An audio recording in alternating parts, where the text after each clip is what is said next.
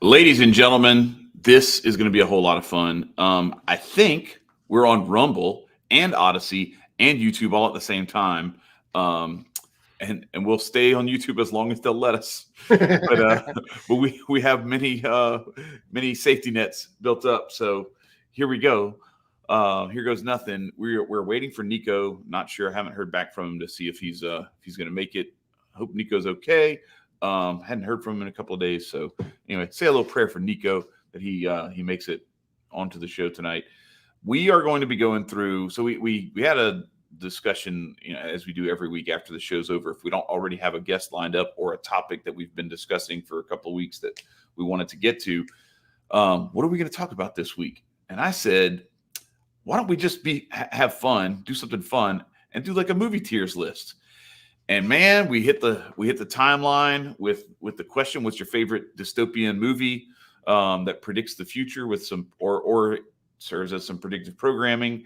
And man, we got some doozies. So we are ready to unleash on everyone this beautiful movie tiers list.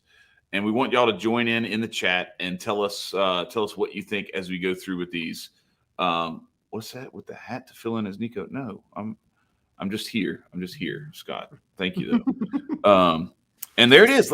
It is. I just got the notification from Rumble on my account that we are streaming. So nice. The stream is live there. If you want to go check us out on Rumble, that's cool there as well. Hopefully we'll be able to see all the chats there. But if not, I'm going to try to pull them up on here. But anyway, we are ready to get into it. I'm going to try, Marcus, real quick to see if I can do this on my on this other computer here, because don't forget the intro and the quote too. Did I not do the intro? Son of a bitch. I just started talking. All right, guys. Welcome to Rumble.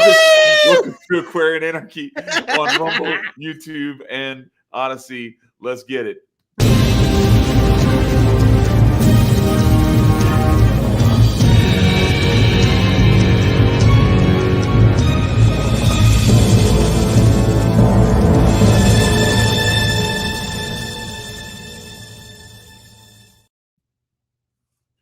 All right, and our quote for tonight is from Aldous Huxley, and it is: "The victim of mind manipulation does not know that he is a victim. To him, the walls of his prison are invisible, and he believes himself to be free." And my friends, that is a perfect way for us to dig into what we're talking about tonight, which is this predictive programming tiers list that I put together that we're going to finally get to. Let me see if I can get... I don't know if I can trust this other computer, Marcus. Let me wait until the hotel hasn't reset the Wi-Fi yet. I'm on the hardwired internet on this one over here, so we're gonna see. But for right now, we're gonna go to this screen and we're gonna try to make it work this way. So what we have here. Yeah, go ahead. Go ahead, Marcus. Before we get into that, why don't we do a little bit of an intro, and hopefully they'll get done with this for a minute. Yeah. There is one topic I'd like to talk about, but that isn't related to what we chose to talk about tonight. But I just want to put it out there so that my opinion's on record, and it's in the news, and a lot of people in our audience will be interested. And that is what's happened to Trump. With them doing all the, pressing, what was it, 32 felonies against 34, whatever. Yeah. And my first reaction was, okay, these idiots are trying to cause a civil war. That was my first, what I thought. And then I watched We Are Change last night, and I think Luke convinced me that I'm wrong. And basically what he said, and I just want to put, because I think he's right about this. When people are thinking about what's going on with Trump and that whole shebang with doing this, he said there's really two things that this could amount to. Really two things. One, either they absolutely throw the book at him, as loose as we might think that the charges are against him, that they just prove their case, regardless that it's politically motivated, whatever. He gets fully charged, 34 felonies. He goes to prison for a really long time. One of the richest people in the world going to prison, right? There's one. The second possibility is He doesn't get convicted. It fires up all of the Trumpsters. All of the Republicans come out to vote for him, and he gets reelected by a landslide because they have given him a shit ton of free publicity. Right. Well, and a lot of motivation for the base to rally to his defense. To, you know, it's a great campaign tool, and he's already raised a bunch of money already. You know, like it's $8 million. I think they said in 2 hours after they pressed those 34 charges. So there's two things you should be asking yourself about those two possibilities. This is me, not Luke. The two questions you should be asking is, what of those two is more likely in this country? When's the last time a billionaire went to jail? Never. Yeah, I don't know. Bernie Madoff, was he a billionaire when he went to jail? What about Martha Stewart? She was just a multimillionaire. I don't think she was a billionaire. Yeah. So it's tough. It's tough to pull off. Right. So there's that question. The second one is, if you buy that that all of this is happening, these morons have to know this is going to happen, and he's not going to go to jail. I'm not talking about the morons that are out in the street. I'm talking about the people behind the scenes. The people, yeah. Which means this was planned. So what does that tell you about your hero? So that's my 2 cents and what I think is, yes, Luke's right. He's going to go to jail. He's going to get into office, and we are going to rue the day that he became president again, because all the stops are going to be gone, and he's going to bomb the living shit out of all of the countries, and he's going to restrict our freedoms. He's going to take away our guns, because those are the things that they're going to do. And I don't like Biden either. I get it, but elections will not set you free. So I just wanted to put my opinion out there so that people can look back with my crystal ball. Yeah, well, I think he's the perfect fall guy for just like with Operation Warp Speed and the vaccine that he keeps bragging about. He's a great there. So there went that. I guess I'm going to stick with this computer. Right. I thought Nicco was coming in here, and I was like, oh no, that was my other screen just disappearing. But he's a great foil for to make where the right will be controlled. Buy into the CBDC, and they'll buy into whatever other things, just like they bought into the lockdowns and everything else. Like it was Trump's lockdowns, but then it was the Democrat governor's lockdowns too. So it was like, well, my Republican governor locked down just as fast as the other ones. Everybody goes crazy about DeSantis. Okay, everybody goes crazy about him. He locked down Florida. You couldn't even go to Florida from out of state. Like you had to have like extreme reasons for why you needed to be there. Greg Abbott in Texas, another Republican, did the same thing. I had to have papers to come over here to do work. Like it's wild. So a lot of this stuff is kabuki theater just to rile people up and everything. But let's get into it. We didn't come here to talk about just that, but it's a good thing to make everybody know, let everybody know where we stand on these hot topics that are out in the Twitterverse. But this is why we're here. We are here for the movie tiers list. Where did it go? Oh, why did it get taken away from the screen? Well, anyway, there it is. Now we have it. So let's start with. Right off the bat, let's start with the movie that best depicts what we were just talking about. And that is this one, Contagion. So where do we want to put this one? Because I think this was good. It's going to be towards the top. At the predictive programming part. It was a little bit, it was pretty far ahead of its time, but it didn't, it didn't nail all of the aspects of this, and it actually like gave a little bit better of a boogeyman than what we actually experienced. But I will say this is where we heard things like social distancing and all this other stuff. If you go back and look at it, they had Sanjay Gupta on there being interviewed about social distancing and everything. I'm going with B tier. I don't know what everybody else thinks, but I think B makes sense to me. Yeah. It's a good one, but it's not great, and really, it's not that predictive programming wise as I don't elite know, as man. some. Well, As so some hear me of out. them, Hear me yeah. out. As elite predictive programming as, say, like 1984 and some of the other like much older stuff that gave us this window into pretty much exactly what we're starting to witness now. Fahrenheit 451, same thing. You know, that, especially the new one. Oh my goodness. Right. So, so we're gonna go B tier with Contagion. So, Marcus, let's go with another current event style one. Sure, Let's go with White Noise. Let's get that one. That's got to be an A tier, man. You think so? You think? Yeah, you think but it was in the practically filmed on site. On site. You know, they're like, guys, this isn't how you're supposed to do this. It's supposed to be like a couple of states over, so it's not so obvious. Right. So for that reason, I'm going to put it in C tier because they fucked up and they made it too obvious. No, I don't know. Like I think it's A, man. Have you seen it? I have not. So we have to put it in. I haven't seen it because I haven't seen it either. So I can't really describe how good it is because I haven't actually seen it. And just so the audience knows, what we're doing is, again, most of these are, do we really believe that all of these are going to have things that the government made them put in so that they have to tell the truth? I don't know if all of them, some of them might just be by chance. They happen to be right about some shit. Right.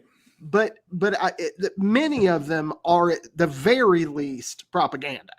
Yeah. Well, and I'll say this much, because this is one of the things that that Cyprian has talked about, and that it's interesting that we're having this discussion, and that, like, I have the debate that's coming up.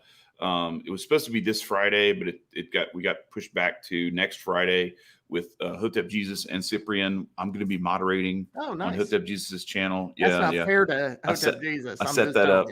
What's that? That's not fair to Hotep Jesus. Oh, so I said I needed to be the moderator because I am very much on the anti-AI side, but I'm also I'm like a day one for Hotep Jesus. Like I'm so it's like it's hard. I have to, and I'm really going to try to do my best to effectively push back on Cyprian on some of that stuff, because I really want to drill down onto the important points and try to extract out of both of them where their arguments are coming from. But anyway, so there's all that stuff, and at the same time, we start talking about doing this movie tier list, and somebody posted in a Telegram chat that I'm in this book or some stuff in a city council or student school board meeting about the AI stuff and everything, and it was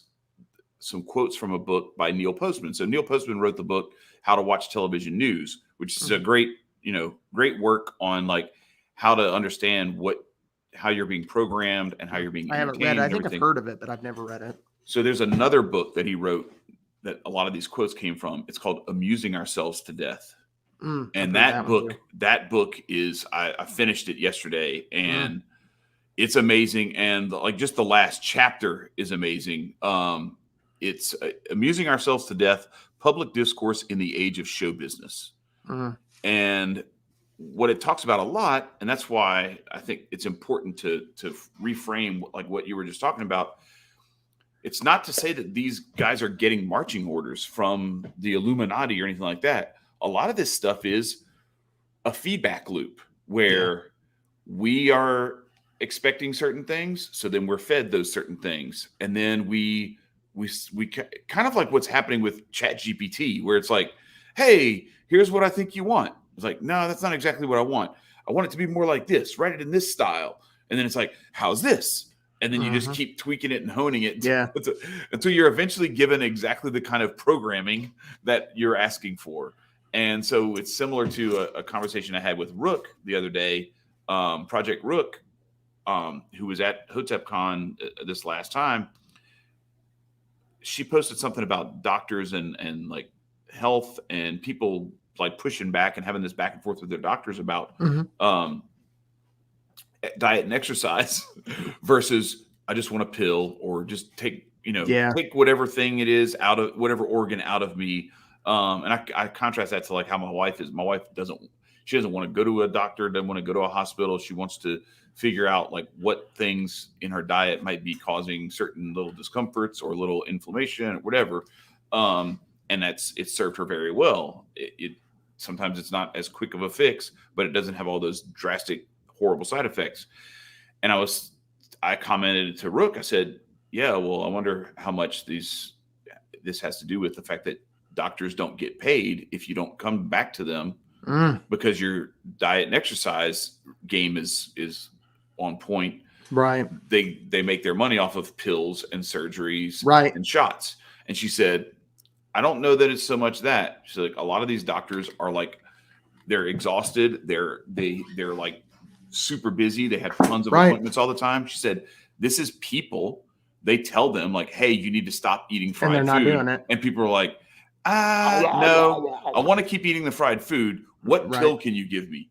Yeah. So in a lot of ways, it is a feedback loop. Now, yes, the medical industrial complex, the pharmaceutical industry is definitely trying to push, marketable pills, and they've made synthetics of natural herbs and all those sorts of things. Definitely true. But people are absolutely pushing back on, I have to do the hard things, and they're saying, I want the easy thing, I want the fast thing. So for sure, that's. I want to stick on the health thing for just a second. Brag a minute, because I have lost some weight. I have dropped 40 pounds, which means that and since starting to try, I've dropped 40 pounds, and that means that I am now 40 pounds from my goal. So nice. So I'm halfway there. Just wanted to throw it out to brag. I'm kind of in the same boat. Like I'm 20 pounds lighter, and I'm about 20 pounds from where I really want to be. I'd be cool with like 10 to 15 down from where I am right now, but I really would like to get down. So I started off like pushing 230. I'm down to 210, and actually like a little bit below 210, and I'm trying to get below that, but it's weird. Like I look at all these BMI things, and it's like it tells me that I'm overweight, but I'm like, you haven't seen my legs. Like I have like massive thighs and calves, and it's not. I would look, if I weighed the ideal weight that BMI tells me I need to weigh, I would look like I was in like pancreatic cancer Steve Jobs mode. Same, man. It would be so bad. It would be horrible to look at. You would want to see me. My teenage son, when Raven was I think 16, he went to the doctor to talking about the BMI stuff. He went to the doctor. Now he had a little gut on him. Just to be fair, he had just a little gut, right? He goes in. The doctor tells him he is morbidly obese. Morbidly obese. He weighed 200 pounds. The arms on this dude were like this. I was going to say, what do you have to be to weigh 200 pounds and be considered morbidly obese? What do you have to be, like 4'3"? No, he was like 5'2" at the time. Oh, well, I mean, that's short, but it's not like, I still think that's kind of, and that's the thing, like muscle mass and all those kinds of things don't factor into it. Yeah, but on top of that, put that into perspective. They were saying he might not be too healthy to be exercising. Yeah. Right. Yeah. Well, the NFL Combine is full of overweight to borderline obese people if you go by BMI. So anyway, let's we could go on forever. Let's get back to this. So white noise lands in the haven't seen it category because it has to, because neither one of us has seen it. Folks, if y'all want to upgrade it, you're gonna have to help us out there. But since we were just talking about it, let's talk about 1984, because I think we got to see a lot of that this last year, and so I'm gonna bump it to A tier. Sure. I think we have some legit S's, and I want to be very, very. We may reclassify some of these, but I think A tier is where 1984 belongs. Not quite S, because I think I kind of agree with Huxley. That we are more in danger of being pacified to death than we are of having Big Brother stomp on our throats. There's plenty of that Big Brother stomping on people stuff, but the way that we are headed is more like it's not so much that Big Brother is going to be watching us. We are watching Big Brother and telling Big Brother what to show us. And then we are following him into the lemming cliff, like it's terrible. Yeah. In 1984 is awful, but I think we rebel before then. I just really do. I think that before it gets to that level, people are shitty now. And I'm not saying that most people are shitty, but there's enough shitty people now that they get to 1984 land. I think we have a lot of friends, Chad. Right.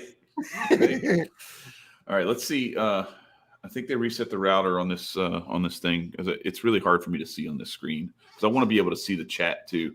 All right, let's keep it moving while I wait for that to load. All right, so another one that I think is good, just from the standpoint of, I think a lot of people have talked about like simulation and like, is this stuff real? And you kind of feel that way. The Truman Show was a really good one at really kind of getting us into that. It's like the pre-Matrix. Yeah. You know what I mean? It's like imagine if they thought about technology. Yeah, imagine if you're the only one in the Matrix and everybody else is not in the Matrix, and they work for the Matrix, keeping you in the Matrix. That's what the Truman Show was. So for that, I don't know. You tell me what you think. I think it belongs in C tier because it hasn't necessarily come to fruition, but it's it's got some hints at some stuff that we've seen.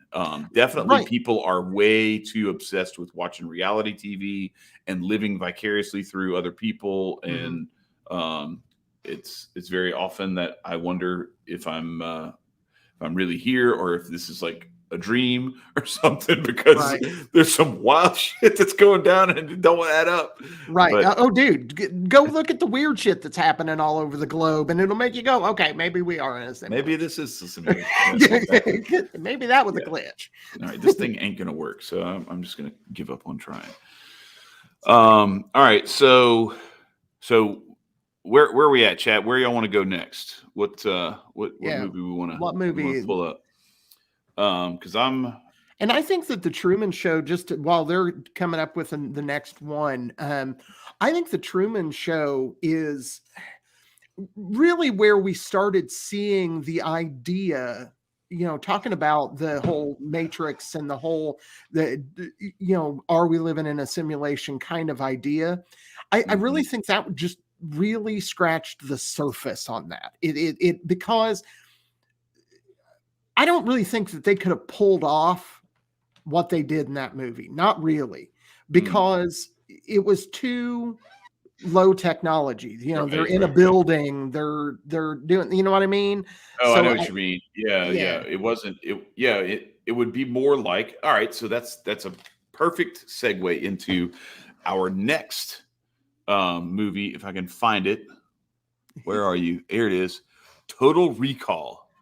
Because this is more like, this is the Truman Show, but on a different level, where I think it's more realistic. Where did you see Total Recall? I have seen Total Recall. Okay, so you know what I'm talking about. Where the simulation that he lives in is actually a real simulation, where he gets his mind programmed into being like in this dream state, and he can't tell if he's, you know what I mean, if this is like just people putting him on and it's actors, or if he's actually really like living this life, or what's going on. So, and I think that belongs in B tier, because as crappy as it was, when you compare it to like movies nowadays, there's some other movies that did a much better job of not trying too hard with special effects to where it would be obviously terrible, 20 years later.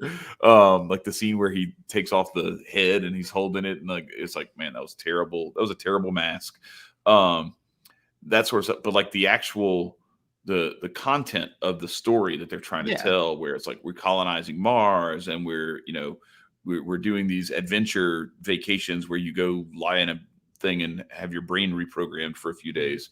It's kind of a cool twist on things, and also a great way to make people understand, I don't know, kind of what we're seeing with the AI stuff, where I feel like people are looking for escapes, and it's going to offer some really convenient escapes for people.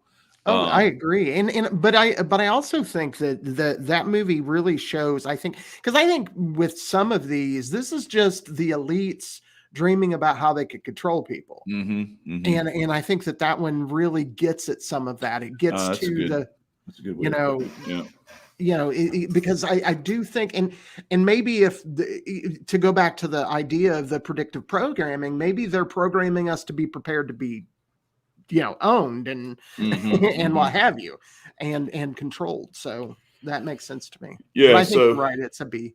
So with that, I bring up Maze Runner. I think have you seen Maze Runner? Okay, so it's another one of those book series that they made into movies. I put it as a D. I think it's solid, but it's like they have all these kids that they're like in this little, I don't know, wilderness area, and they fight each other, and then they try to get through this maze, and there's all these weird mechanical spiders, and then you get out and there's actual people out there. It's like a lot of it's too extra. There's way too many hurdles and things for you to try to overcome just to get out to find out that like there's just some people in some room somewhere. It's like the Truman Show. If the Truman Show had a bunch of mazes where they tried to murder you all the time. It reminds me of what you're describing, like the cube, where they were going from one cube to the other. Yep. Yeah. And I forgot about Cube. That's another good one we could have put in here, but it'll be all right. But to me, a lot of that is just, I don't know, game players trying to have their game. Like, you know what I mean? Like, I figured this game, I went to the next level. I figured this one. Yeah. And putting it into a movie, a lot of times I think that's all those are. Yeah. Yeah. For sure. All right. So this is one that you brought up. So Avatar, I know you said you saw the recent one. And I wanted to tap in on that a little bit. Predictive programming, maybe. Yeah. So the previous one, did you see the first? I did. The first one? Both of them now. Yeah. So I'm just going to talk about it like conceptually as like a series, as a franchise, what do you think? I think it does a good job. I think I was still in my like conservative bag back when Avatar, the first one, had come out. I think I was libertarian. And so I was kind of thinking like, oh, this is bullshit. Like what, the freaking commie James Cameron, trying to shit on capitalism and all this stuff. And then now I watch it and I'm like, yeah, that kind of is what these fuckers do. They don't give a shit about like people's religion, people's sacred spaces. They don't care about the world around them. It's all about money, and they'll rape and pillage whatever they have to rape and pillage to get it. And so I've kind of evolved on my thinking of this, where I don't want to say I'm like a leftist or anything now, but I definitely don't see it through that same Rush Limbaugh lens, I guess, that I saw it through when I first saw it. Where that came into my conscious, I generally don't watch a lot of movies, but my brother Matt was over with Raven this weekend because we had some car trouble, and he was like, "Hey, dude, I bought that new Avatar. If you want to go watch it," and so I got to watch it for free on his account, and so I watched it, and they were talking about, part of the conversation we had about it was, they were like, sometimes you can tell that things are, and this is Raven and Matt were talking with me, and they said, sometimes you can tell that some shit's programming. Right. But they're like, right. And what I said was, what happens, I think, and this is my mind, is I said, I think like they just like program the shit out of a bunch of leftists often, because that's what Hollywood is. And they have leftist ideas. So they just start doing leftist shit, which happens to coincide often with what the shitbags want the world to look like. But sometimes they're just, because they're selling them, we're protecting the world, because I'm quite an environmentalist and I'm an anarchist. I try to do what I can to protect the environment, because this is our home and it's where you live. Yeah. Right. Yeah. But I think that often they're trying to convince us of something. And I think the Avatar movies are trying to convince us that we're ruining our planet and we're ruining these things here, which is true. There's truth to that. And I'm not a global warming person. I'm like, quit dumping fossil fuels in the goddamn ocean. Right. Quit throwing trash out. Yeah. Quit making everything stink and be Right. disgusting and like you're killing shit, like you're killing animals and plants and stuff that we could eat and we could survive off of. Yeah. So where would you put Avatar? I'd probably still put it at a B list. And the reason is because I don't know that it is all that effective, either one of them, at the kinds of ideas that the elites actually want us to believe.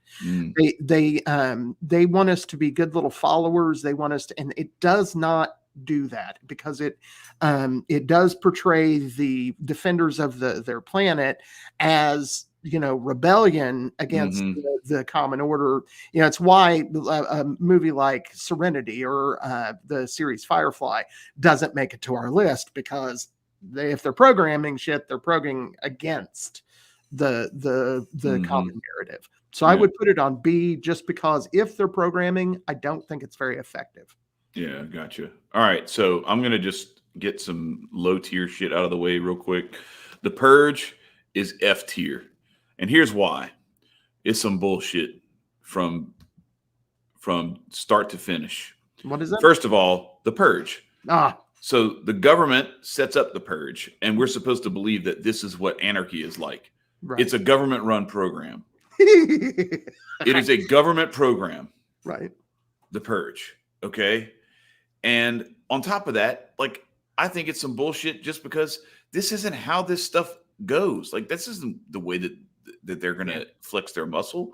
I go back to what I said about 1984. I think Huxley was right more than Orwell in that I think that the way that this stuff goes is we get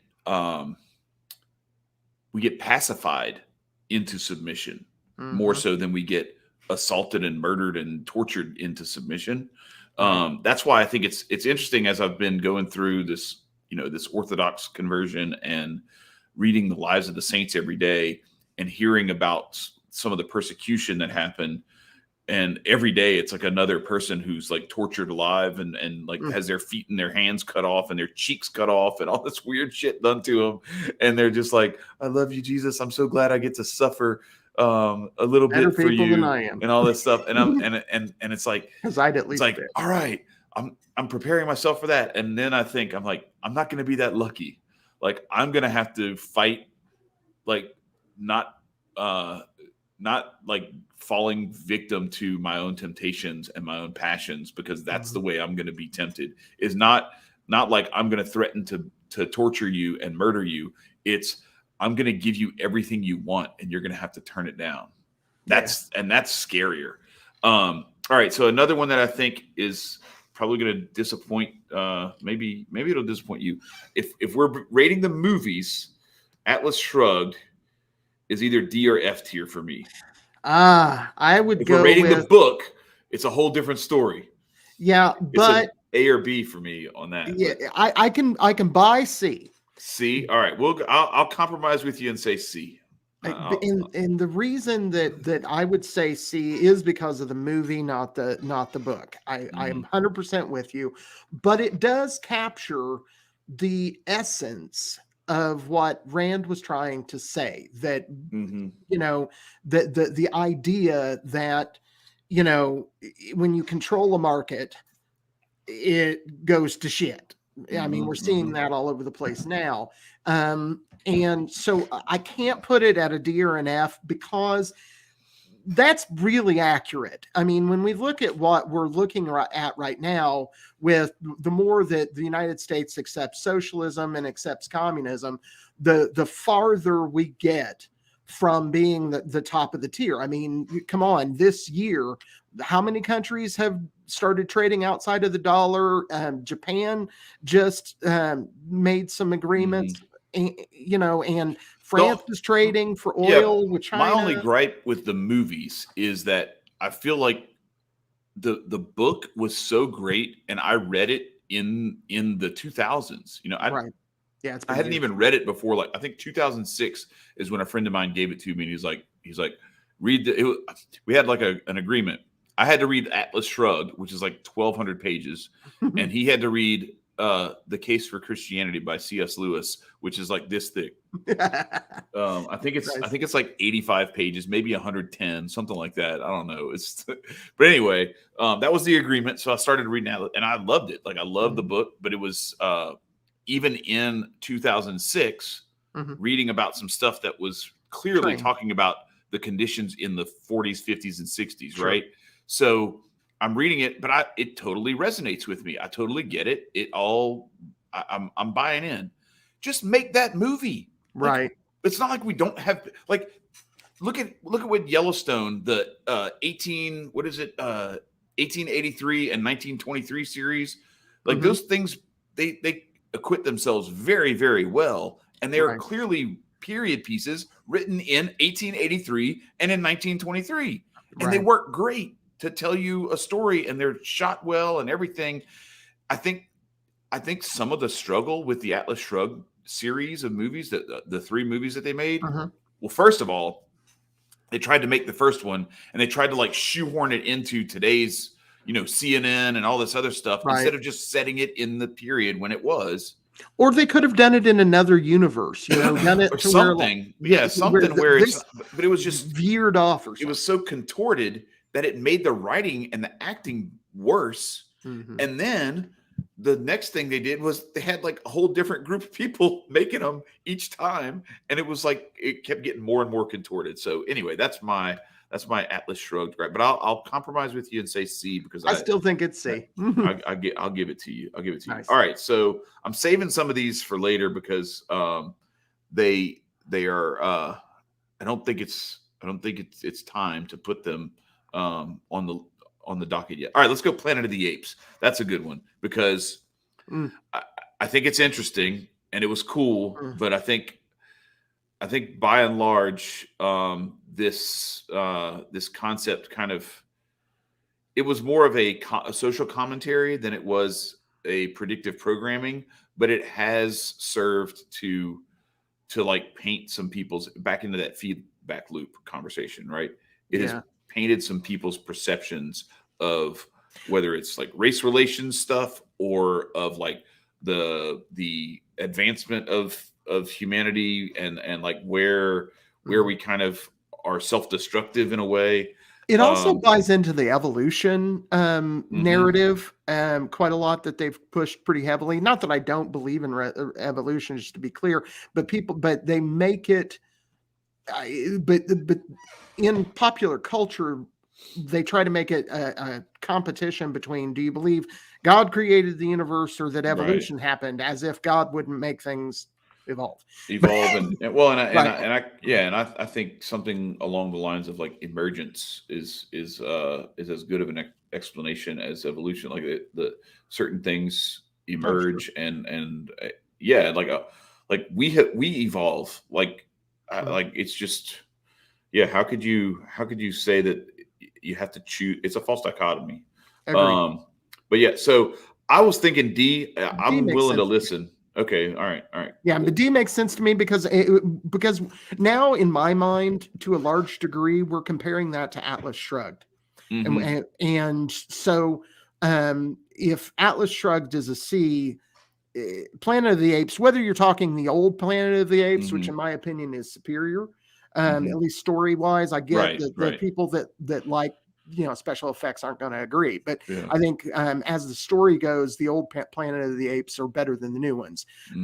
But even with that said, it's still not as good on this topic because you have a lot of the pre 1980s where people were really afraid of nuclear war and aren't now, which we're closer to now, but I think it was more geared towards that than it was, from the 60s to the 80s to that kind of preparing people for the possibility of nuclear war more than things that we actually deal with now. So I think a lot of it is the subject matter is just dated.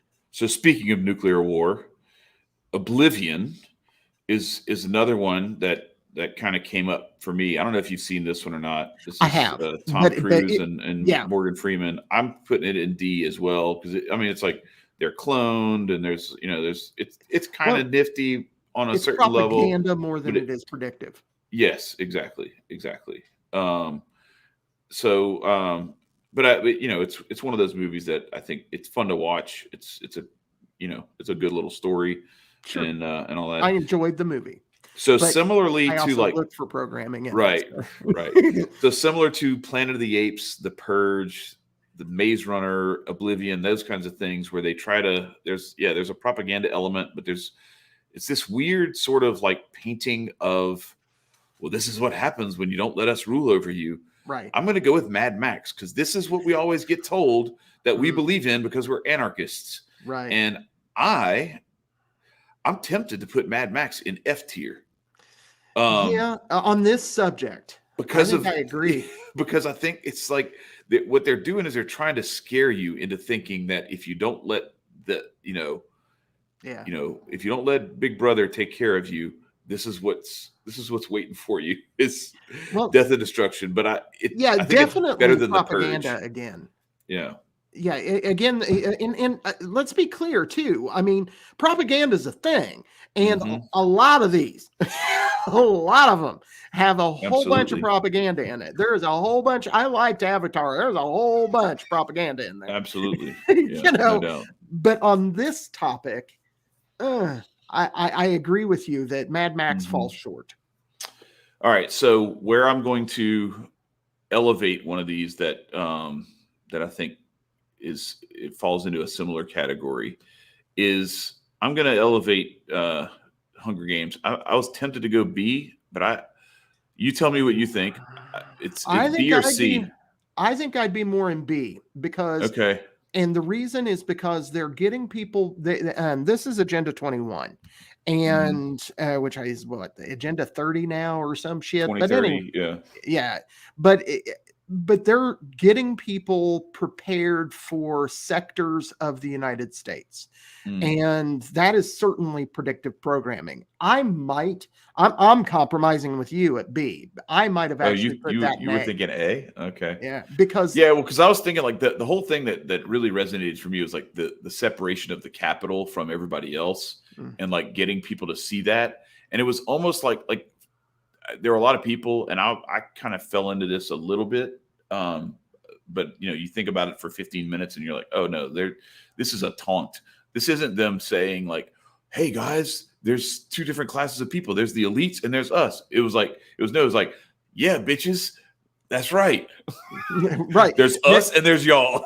Right. And there's some of that, but because I agree, but there's also, we're not this bad. When it actually happens, when they actually do it, because again, this is predictive programming.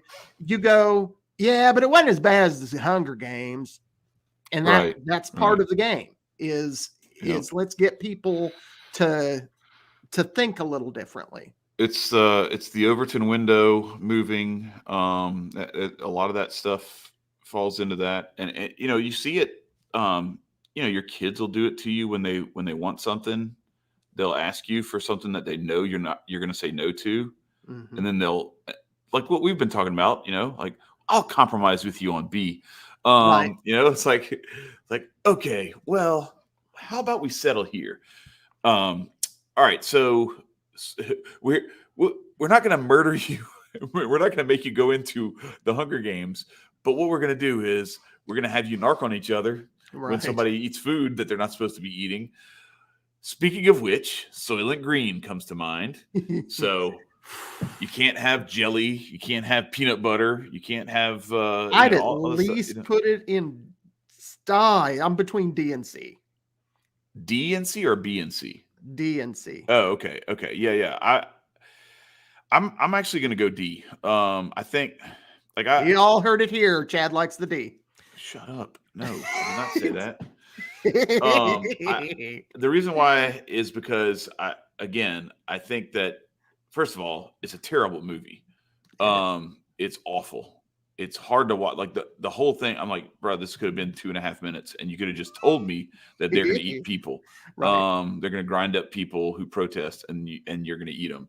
You could have just told me that, and I would have been cool. I didn't need to watch this 2-hour movie. But I suffered through the whole thing. Yeah. So that's the first reason why it's in D tier. The second reason is It's too on the nose. Like, again, I think I don't know. You know what? I'm going to go ahead. That's why I'm going to bump it to B and C. I'm going to bump it to C because actually I think that the Bill Gates meet pause right. is quite possibly going to be this. So, And all the right, same arguments C. that I made for the Hunger Games also apply. You know, we're not doing that. We're making you eat bugs, not each other. You're gonna eat bugs. You're not gonna eat each other. You're gonna eat bugs. Right. You'll have nothing and you'll like it. All right, so let's start the Will Smith train here. Oh, boy. Pause. But I Am Legend. I'm gonna put it. Go ahead. Yeah, it's a virus, pandemic sort of zombie mix-up movie. And anyway, so I just wanted to set the stage. Where do you want to tier it? Because I don't really have a preference, honestly. I think it's a D. It's not as much as an F. And the reason is because it does, I think, predictive program the idea of them screwing up, and they may be trying to cover their ass when they fuck up and cause some dumb shit like this. Like when the disease that will not be named was first coming out. Yeah. I was like, oh shit, here comes because I watched it again and I was like, well, fuck. Yeah, Sauce the Prophet. Sauce is right. Yeah, C or D. And we went with D. Yeah. Because Marcus likes the D. All right. Have you seen The Island with I have Ewan McGregor and Scarlett Johansson? I thought that one was really cool. Like the idea of cloning people to harvest their organs was kind of a cool idea.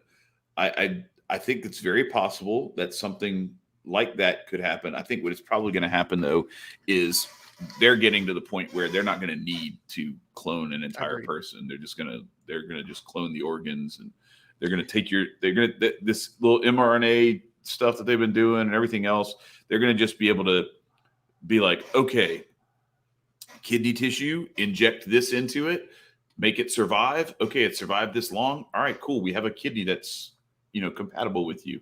Right. And I agree. Transhumanism type shit is where I think it goes. Because I think that I do think that they thought they were going to go in that direction, and then technology happened.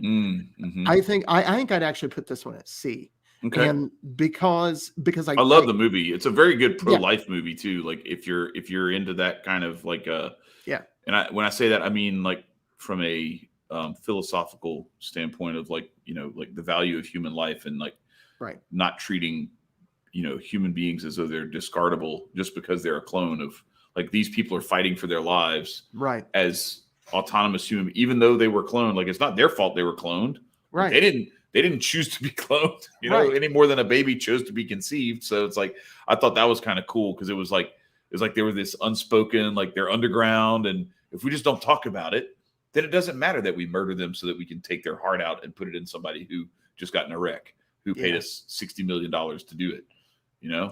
Yeah. Did you see on that line? Did you see that somebody, I think it was Scott, put it in, may have been last week on the show, but somebody said that they have said that we are 8 years from immortality. Oh yeah, I did see that. I mean the elites, because they aren't gonna let us have that shit. Bro, why would you want to live here all forever? Agreed. Like this place sucks. Are you joking? Golly. It's because again, this is the fucking cult that believes that this is the only reality. So yeah, well, and I'll say this too. So that's one of the things Cyprian said very early on. He talked about it with the whole 2020 shit that happened. That you had this whole generation of boomers who, first of all, there's a shit ton of them. And so they start to become a strain on the system unless something can be done about that. So it serves the purposes of the people who have to pay for that stuff to start peeling a few of them back. You know what I mean? Right. But meanwhile, what were they programmed with their entire lives? Star Trek, the Jetsons, all these things of like, we're going to live forever. They're going to come up with a way to make it to where every disease will be cured. nobody's going to die anymore. We're going to live to be 175 years old or longer. Mm-hmm. And they started dying, and they had to come to grips with their own mortality, and that scared the shit out of them. So they said, you better lock your kid up and not let him go to school, and not let him play football, and not let him play basketball, and not let him play whatever, with his friends, have his birthday party, because I'm 85 years old and I have COPD, and he might kill me. Well, you know what? Like, you're 85 years old, and your COPD is probably because of some shit that you did when you were younger. And why does this kid have to suffer so that you can, eke out the last few years? And I'm not saying, like, I don't want to sound callous, like, to the people who were older and infirm, but never in the history of humanity have we protected the old and infirm at the expense of toddlers. Agreed. Yep.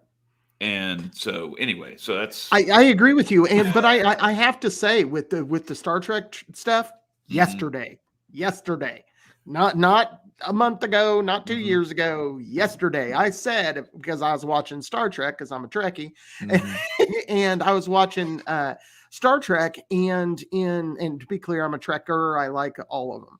But anyway, I was like, it's too bad we're not, because this big weather thing just came through all over the place twice now, and it's got my arthritis all kinds of crazy. And I told Amber yesterday that if we were in Star Trek land, my hand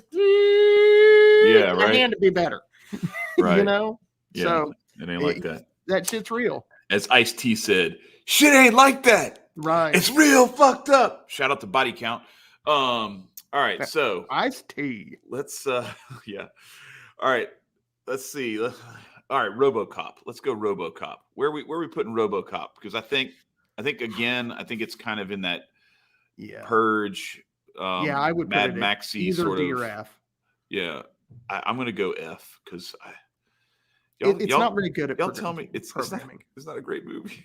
Yes. I think it served the purpose of doing what you were talking about earlier. Like, it set the bar so atrocious that if they could just be 75% of that atrocity, they could probably get away with it.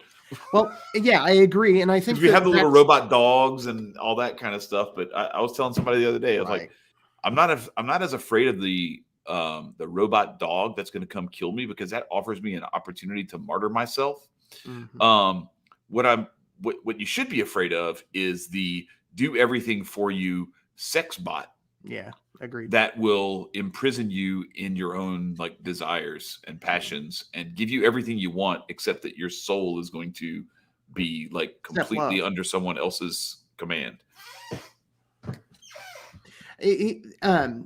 Jimmy here says RoboCop may not happen, but things are drifting in that direction. So that would be an argument for moving it up the thing. All right, fine. I'll move it to D. Just because I as I was saying, the thing about the robot dogs and everything, I do think there's something to it, and it's a big transhumanism movie too.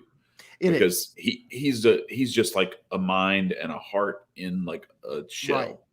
But some of that's propaganda and not predictive programming, because, again, we're not going to be subject to any of that. Like, we're not going to get the augmentation. These people that are poor and talking about, I'm going to be able to see with computers in my eyes. No, you're not. Yeah. Bill Gates don't have that shit. Right. Okay. So that's a perfect time to bring up Elysium, because I have not seen Elysium. All right. So Elysium is Earth is the shit planet. Earth is basically like, wait a minute. Yes, I have. Juarez, Mexico or something. And Elysium is this off-world. Is it Mark Wahlberg? No, it is somebody Matt like Damon. that. Matt Damon. Matt Damon. Yeah. It's Matt Damon. I think this is at least a C tier thing, because I'm with you. It's the transhumanist stuff, all the Healy potions and everything else is going to be those people. Yeah, that was my thing. I said this so early on when the whole 2020 magic happened, is, if one celebrity had been like a normal, healthy celebrity, and then all of a sudden it's like, yo, something's wrong. And then that young, healthy celebrity is gone, then I'd be like, well, damn, maybe there's something going on here. But did you notice, like, shit tons of celebrities got the magic? Yeah. Nothing happened to any of them. Right. The only thing that happened was there'd be some random person that I didn't even know existed who was like a half-ass reporter or a director from some movie or something like that. And like, I don't know what their health conditions were before that. They're like 65 years old and like, they were very healthy. I'm like, really? Like, because I remember when they talked about that dude at Disney World or Disneyland, whichever one, Florida or California. He was at a Disney resort and he was 34 years old. And he was one of the very early ones, like in March or April of 2020. Mm-hmm. And they're like, oh, yes, like he didn't have that many comorbidities, somebody said. And I was like, he was recovering from testicular cancer. He was like 350 pounds and he was like 5'9". And I think they said he had like asthma or something too. And I'm like, so yeah. So like the kind of person that dies all the time. Right. They basically is what you're telling me. Like, right. Okay. Like that's somebody unhealthy died. That never happened. Yes. Anyway. So Elysium, yeah, I definitely think because as we noticed with that, all those people did was you had Ellen and Idris Elba and everybody. They're like, I'm just going to hide out in my mansion and stay here. And, even Scott Adams and like Nancy Pelosi was talking about she had her ice cream in her refrigerator and everything. She's just ordering food. I'm like, yeah, well, that's great that you can afford to do that. And you have other people go do all your shit for you. But some of us, I didn't put Songbird in here. We're not going to get them all. Songbird was one that they wrote while the shit was going down. They're like, hey guys, what if this happened? Mm-hmm. All right, so I'm just going to bring this one up now. This is a much better movie than I'm going to give it credit for here, but I'm going to drop Looper in at F tier. What is it? Looper is Bruce Willis and I have not seen it. What's that kid's name? The kid who played Robin in Batman Dark Knight, whatever. I have not seen it. Anyway, it's like there's time travel and there's all these people with these like abilities and stuff, like they have telekinesis and all this other stuff and everything, but they have figured out time travel, and there's this mercenary sort of organization in the future that they will send. They went back they went back in time and they hired some people and they said, all right, here's the deal. You go to this spot every day, whatever. And whenever somebody lands in that spot, no questions asked, you smoke them. And they will have a bunch of silver strapped to them and it's yours. And so that happens. And what's his name? Josh something. Anyway, the guy lands there and it's Bruce Willis and it's him. It's himself. Like it's him in his future state or whatever. And so he doesn't kill him. And anyway, it goes on from there. So there's all this crazy stuff around that. But I haven't seen that. That's one that I don't even know. I saw an ad for it. Yeah, that's another one that I don't think it was very good at predicting. It's a really good movie, really entertaining, but it's not good at the predictive programming piece. Typically like Joseph Gordon-Levitt. That's it. Thank you, Steph Colonel. Yes, Joseph, not Josh. It was Joseph Gordon-Levitt. Yeah, I knew he had 3 names. I just couldn't remember what they were. Wasn't he in Third Rock? I don't know who that is. I think he was in Third Rock. He was like a little kid in Third Rock from the Sun. Okay, we're not doing Terminator yet. It's too early for that. Okay, Red Dawn. I'm going to put Red. Is it the original Red Dawn? Original Red Dawn. Yeah, I'm not going to fuck with that bullshit Red Dawn. Yeah. Okay. I'm just saying. This is me you talking to. I put this at least at B. Okay. So do you think, though, that it failed in its predictive programming, that like the communists are going to like fly in and start shooting everybody? I don't think it's going to do that. From Cuba? No, I don't think Russia? It's going to. Well, but they might from Mexico, because I don't know if you noticed, but I certainly did. Mexico is looking at joining BRICS, which is, for those that don't know, is the economic powerhouse of Brazil, Russia, India, China, and South Africa. Yeah. So, I think that if Mexico does ally themselves with Russia and the current like geopolitical thing, look, we already this ready to could be a move to thing. Mexico. My brother lives there. My mom and dad are going there this weekend to go visit him. Yeah, I might be moving my ass down there. You live like a king. You could have like $100,000 to your name, and it's like $1 million when you get down Can there. you still do If your you job live in the from right Mexico? spot. I'm talking about like this is a. Oh. I'm out. Okay. All right. See y'all later. Right, I get it. I might still do this show from down there, but that's about it. Right on. But yeah, so that's yeah, that would be interesting if it went that way. All right, so I'm gonna bring Fahrenheit 451 up. The movie wasn't great. The book was excellent. Ray Bradbury, like the Martian Chronicles were really good. There's actually some really good predictive programming stuff in there, or maybe not predictive, but some very prescient type stuff. Chad, I think that should go to B. And the reason I think that it should go to B is because of the new movie.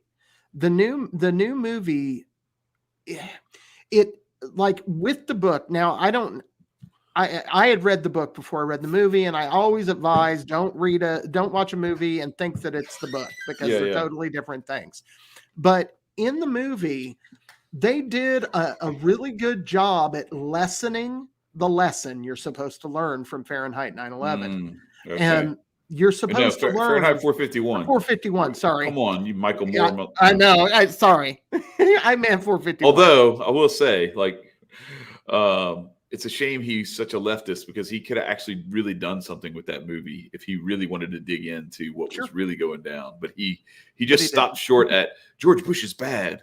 Right. Like, yeah, and so are all the people who you lionized in that movie. They're all evil too. Right. Yeah. Talk about throwing the baby out with the bathwater. Right. Yeah. But no, I actually he threw out the baby and some of the bathwater, and then kept all the other rotten bathwater. Right. He kept the bathwater and threw the baby out. Yeah. Right. But I actually in this movie, I think that by they I mean the shitbags that program us. I think they actually did a really good job, which is different than 1984. They did a good job because although I do think 1984 has more predictive programming in it than Fahrenheit 451, I do think that they did a better job at lessening the positive impact of the movie, because that movie, Amber gave me that book years ago, and I read it because I had never read it, and I'd heard of it, but I had never read it. And I read it and was like, "Oh my God, why is everybody not reading this?" Yeah, and I had to read it in school when I was like in 8th grade or freshman or something like that. Wow, it was required for anyway. Well, it was just one of those it was just one of those things where it was like, "Hey, here's some books you have to read." So we read A Brave New World when I was in high school. Animal Farm, 1984, that one. Like, I don't know. I guess I had some really woke teachers, not woke, today's woke, but like, awake teachers. Because they were giving us all that stuff. No, I didn't get any of that. I mean, I got Huckleberry Finn in I think 7th grade that they don't do anymore. And I did my very first book report. This is like predictive Marxism or something, but my very first book report was on Animal Farm in 5th grade. I chose to read it, and I did not know what I was getting into. I saw a book that looked kind of short and looked kind of interesting and had pictures in it, and I was able to use it as a and I read it and went, "Oh, this is some messed up crap." And so my very first book report was Animal Farm. That's funny. Yeah, I will say this. Don't waste your time with Stephen Crane's Red Badge of Courage, because holy shit, man. The whole thing is written in broken English dialogue, where like you have to like think like, what word are they trying to say? It's like fuck all that. It's like, well, it's Civil War, like it's Southerners like arguing with each other. It's like, I ain't going no more, and it's like, what? Right. You know what I mean? It's like me trying to listen to one of my uncles or something like that, except I had to read it. So like I can hear it, but like his way of writing it is not the way I would have written it. And so I was like, I struggled so much just trying to read it because it's not words, it's fake words. Right. It's all like jargon and like slang. And your brain doesn't work that way. Yeah, no, you even when you read slang, like it's still kind of like it's like, well, what? Oh, okay, yeah, that's when he said this, he meant this. Right. All right, what is this? I don't even know what this is. You made the list. Well, yeah, I know, but I don't remember what this is. Well, we'll get to it eventually. Hang on, let me see. I might be able to let me look. I might be able to see it in a different form when I scroll through it this way. Is that They Live? Yeah. Which point to it on the? It looks like it looks like this one. Okay, yeah, that looks like this right here, huh? No, that's something else, huh? I'm sorry, people. I'm retarded, so I have to like get. Here it is. Oh, it's that iPad Go. It's Jay Pylon's movie. Okay. Fucker. All right, we'll get to that eventually. We love you, Jay. Fucking goat. No, I know. I'm just messing with him. All right, so District 9. I have not seen that. Okay, I have seen it. I'm gonna put it in. I haven't seen it because I don't remember. It's like aliens and there's like trash. It's kind of like Elysium. If Elysium was like the aliens were the enemy, the elites, something like that. But I don't know. It's weird. I'll put it down here in F tier. I'll keep it above. Come on. All right. So this is one thing that's not great about this Canva way of doing this is that everything doesn't snap to grid like it's supposed to. And I'm OCD, so it has to be perfect. I want to save Ex Machina. Oh, Divergent. That's another good one. So this is another one of those, like, everybody's broken up into caste systems, and you have your I think I've seen it, and your athletes and your all the different personality types. Who's in it? Because I think I've seen it, but it's not Shailene Woodley or whatever. Some random chick that I don't understand what like.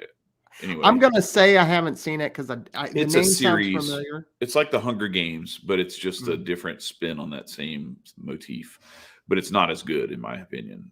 But the way they do is they have these people with different cognitive abilities. So like you have your Stoics. I can't remember. It's like the erudites. I don't know. It's like the legalist people, the mathematical people. I don't know. I don't remember what all the different ones are. And then like your athlete type people. And then the Divergent is somebody who like, I don't know, they kind of have a little bit of all of them, but they break the mold. And so they're like, anyway, so it sounds like that because I do think that the shitbags want a caste system. So, so it sounds like something I might enjoy. Okay, you said D tier. Yeah, that's where I put it. All right, cool. All right, good. I just got back to the chat and yeah, I did too. Is Upgrade on this list? What is Upgrade? I don't think so because I don't know. I mean, Upgrade with 2 Ds for a double dose of pimping is on this list right here. Idiocracy. Just hold on because we're saving that for damn near last, if not last. That's like the S of S tier. Right. I agree. I don't want to reveal too much. We're saving the best for last, people. All right. So what is this one? Is this Mad Max? We already did Mad Max. We did do Mad Max already. I don't remember what this isn't Blade Runner. What the hell is this? I don't know, dude. I can't see it. It's too small. I can't see it. I agree. Hang on. All right. I'm going to have to pull it up on the other computer. Let me see. Hang on just a second. So, again, that's Edge of Tomorrow. That's Edge of Tomorrow with Tom Cruise and Emily Blunt. Is that her name? The John Krasinski's wife. The chick What's the storyline? So there's like these aliens that are invading Earth, and they like they learn. It's like the AI thing where they learn from us. The more and more they interact with us, and so they can predict our moves, and so they just keep getting harder and harder to beat. But then they have like him and this chick that she had this ability where she could, where I don't know, she got they're called mimics, the aliens, and then they have the alphas or whatever, that those have, like, if they bleed on you or something, like if you kill one and it bleeds on you, like it kills you, you wake up and you get to repeat the day. Like they keep repeating the day so they can learn more effectively how to beat us. But if you kill one of the alphas, you get to like see all their shit, and now you're part of the repeat thing, and you get to keep remembering what you learn like they do. Yeah. And so they use I might that be to with Steph Colonel. I think I might be with Steph Colonel. That sounds like a C to me. Yeah, it's at least a C to me. I was gonna go like B, or possibly, I don't know if it's A necessarily, because it's too out there for people to even really grasp it. But yeah, it's at least a C for me. One of the what catches me with that is that a lot of the stuff they're talking about is in the plans. You know, a lot of that, those ideas of particularly like alien invasion, trying to like make a enemy that we need to fight. Those kinds of all things come together, and Yeah, I want to tell a quick story here that I found interesting. Other people might not. I don't know if you will or not, but I'm going to tell it anyway. I just found out, I was looking through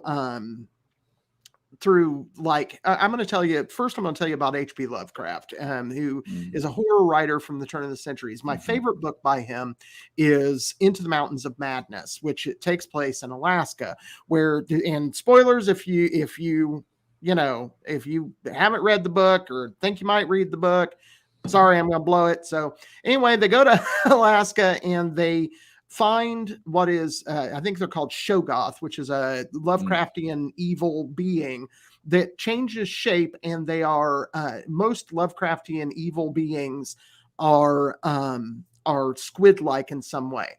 So that's a backdrop.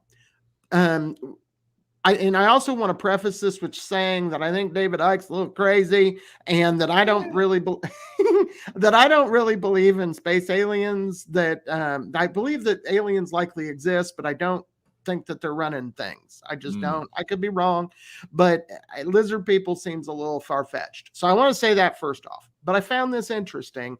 The facts are, but there's lots of predictive programming that could point towards us uniting against aliens, kind of predictive programming. And so what I found out, and this record actually is before Lovecraft's story, and he would have had access to it. In the early years of them sending stuff to Antarctica, there was a Russian, it would have been a Russian at the time, a Russian expedition. I'm trying to remember the story. This is fact. This is not Lovecraft. That went to Antarctica, and they found stuff from these people, including some of the what they had found. And apparently when these Russians, to be clear, this was on YouTube. I don't know the exact how true this is, but my understanding is that this is fact. So anyhow, the Russians reported back that they had found it was species, some number, I don't remember, like 41, 42, something. Yeah. Anyhow, and it was a species of squid that they found could change shape, and it blurred their mind when it looked at them, and it also could take human shape, like it could make itself look human, which are all descriptions of the Shoggoth. Anyhow, but my thought from that was, what if one of those motherfuckers got loose? Again, tinfoil hat. I don't actually believe this, but but my brain went, wow, what if that had happened and this thing had taken human shape and managed to get back to civilization on a ship? Right. So anyway, weird stuff. Yeah. So I'm going through. I was trying to clear some stuff so we have enough space, because we were going to have to be. I was about to tell you, hey, wrap it up, because I don't know if we got 2 hours, but I went and cleared some stuff, some old stuff. So I think we're good. All right. So What movies ranked S? Well, George O'Shea, you will have to, or George Osei, I'm sorry, you will have to stick around to find out because some of them are down at the bottom. We just haven't gotten there yet. And there's a good reason for that. So Strange Days. I think Strange Days is an interesting one. I saw this when I was in college. I have not really seen it. It's actually really good from the standpoint of how we tend to live in like nostalgia and like we can let the current moment, living in the moment and being present, escape us because we're trying too much to recapture something that we have nostalgia for, that we miss, that we're longing for.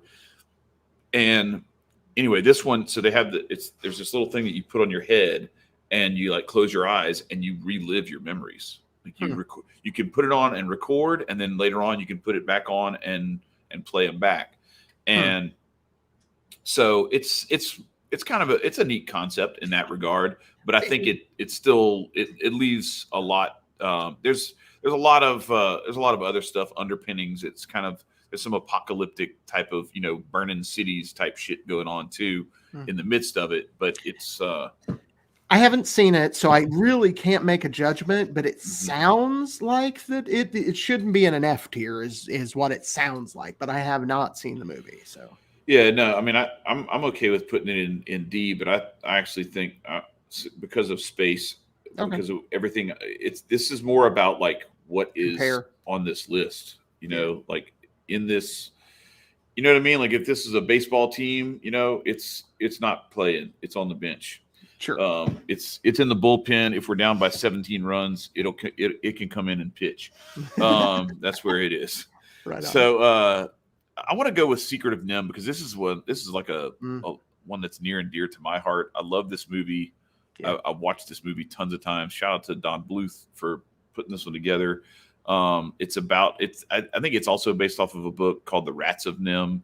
It's the National Institute of Mental Health is the name of but it's basically like they take these rats and they try to like do all this mental programming on them, and the rats get smart. The mice get smart, and they build little cities and stuff underground and all this kind of shit. And then there's like there's some turf wars even within that, and it's just an interesting commentary. It turns into a social commentary similar to like Animal Farm. Yeah. And I'm familiar with it. So I really liked it, growing up, and so. Just from a nostalgia standpoint, anyway, go ahead. What were you going to say? No, go ahead. Because I already have my thing in my head. So you say what you were going to say. So I was going to say I would put it in A or S. And the reason okay. I would. And the reason is because because I agree with you. One, it is a very good movie, but it was also very good at programming people to distrust a bunch of different bullshit that they were trying to do. And I think that it gives Ultra type shit and everything. Right. I think that it really captures a lot of the because we also have to remember this is old. And in the 80s. Right. We're getting programming for the 90s. And if you think back at the programming of the 90s, this may be the best example of predictive programming in my mind, because of the chemical company, being, the companies are bad, the society is bad, all of that kind of stuff. And it also has class warfare in it between the farmer and the higher ups, which would be the elites, and the mice, which are they gave us sentience and blah, blah, blah, blah, which I would put it at either an A or an S. All right. I'll put it in A because I'm saving S for, I don't know. We can revisit a couple of these. There's, we may have some margin of error of a tier, maybe, for some of these. Let's go with They Live next, because that's one that, like, man, it's tough because, like, I wonder if this one got out, if this was like a sneak attack or something. Right. Was it predictive programming? Or what? Or was it kind of like what I was talking about before with like Elysium, where it's like it's a taunt, like, haha, this is what we can do to y'all, bitches. Yeah, and it handles that aliens taking over the world programming, like to the T. Yeah. I again am gonna say, for me, it's at least a B tier. All right, but I'd put it in A. I was thinking A also, because it's and plus, look, just for the meme potential that it brought to the world, because nobody's making memes about Secret of NIM. I made memes about but They Live has. Yeah, I mean, there's the GIF of the the endless sunglasses. Right, where he's taking off his sunglasses. He keeps taking his sunglasses off, and they're still there. Yeah, like it's got to be an A. I agree. Plus, we got to have something for people to hate on, just in case. All right, let's go to. All right, so let's get this one out of the way. This was Dutch's suggestion. I don't get it, but he said that it made us normalize the military industrial complex. I think that was already plenty normalized, because there were people who loved going to war in World War I and World War II, and they were, it was they converted all the factories. It's Naked Gun. They converted all the factories into making weapons and everything. Yeah, they did make it funny, and they made I think I'm with Dutch. Okay, shit, man. Gosh, at least C. I'll give you C. I'll give you C. I'm not putting it with these other ones. We got some bangers in this list, and this is a funny movie, but it's not. I don't think it's on that level of the right. But they made the military industrial complex funny. Funny to make fun of it, though. That's what I'm saying. Yeah, because then you're laughing when they blow up people in another country. Yeah, I guess so. Yeah, all right. I'm with Dutch. Okay, well, it's not getting above C tier. Okay, not on my watch. All right, see, we compromised again. Yeah, right. So we're all right. So we're starting to get into the depth of the list here. We're about to get into the top of the barrel. All right, so I'm going to go with Lawnmower Man. This is a virtual reality AI sort of similar. He goes into virtual reality and basically becomes that reality. Dude, I'm going to put it at S for me. You think Lawnmower Man S? At least A. Okay. Yeah, because, dude, I think about what they continue to try to do this with Facebook. No matter if they're fucking it up, they have pushed virtual reality over and over and over again. And I would say that Lawnmower Man was the most successful. I mean, I remember watching Lawnmower Man tripping when I was 20. I watched this again with different time, for those who are paying attention, with my daughter, and enjoyed it. And not my 13-year-old, my 30-year-old. Yeah. And she was a little bitty girl, and I watched it with her, and I remember how effective it made me think, oh, VR's cool, and I can't wait till we can do that.